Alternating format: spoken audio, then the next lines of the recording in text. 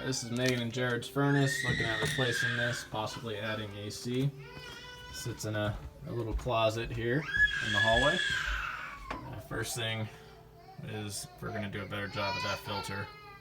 It doesn't fit that slot, and that slot is very poorly done, so I want to seal that up completely and do a filter rack.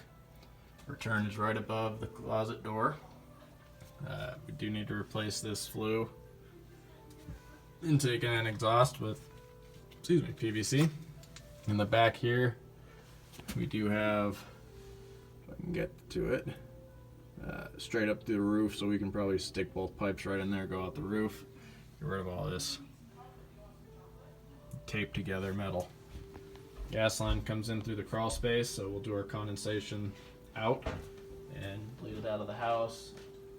Or if there's a washer drain nearby, we can get it into that so it's not leaking into the crawl space. Electrical comes on this wall in the top of the furnace. Return obviously from the top, supply on the bottom. That's just a little belt pulley.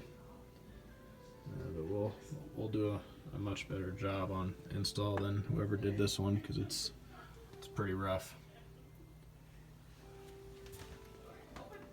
Old heat aisle.